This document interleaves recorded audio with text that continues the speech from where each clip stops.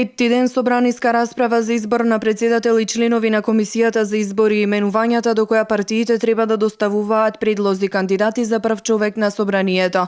Покрај точката на дневен ред за избор на Комисијата, денеска на седницата се говореше и за повеќе теми. Од собраниската говорница обраќање на пратениците од Битола, меѓусебни обвинувања и расправа за најразлични теми од инвестиции до закани, чкртања под зидови, шарени револуции. Сепак главна тема на расправа и денеска беше тиранската платформа.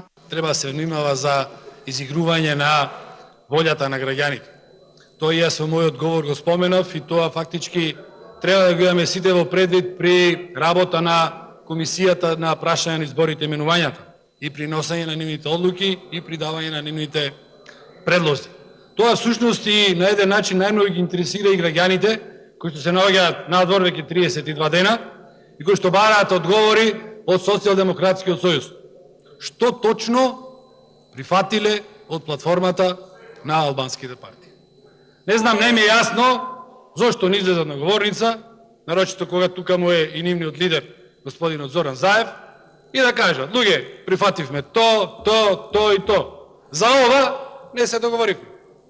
И чиста работа. Еве јас ќе ви напишам и ќе ви прикажам што Социјалдемократскиот сојуз напиша за вие да прочитате.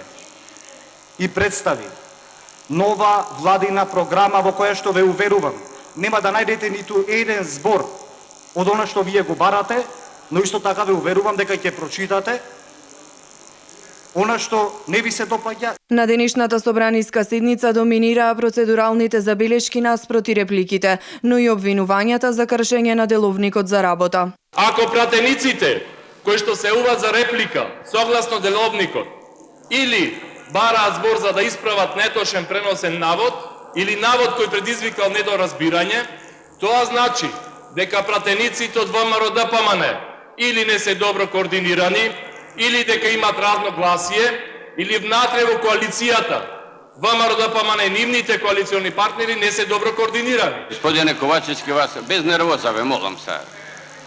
Вие цело време ве сослушав. Колеги пратеници, да се сослушаме. Си даде господина Ковачевски вас која една убава процедурална забелешка. Си ги цитираше деловникот, членовите од деловникот и од мене побара да ве исклучам, да не ви овозможам да имате реплики и контрреплики. Како да го направам, господине Ковачевски, Васко?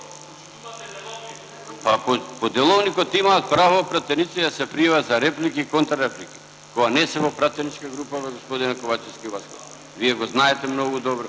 И вие не сте во пратеничка група.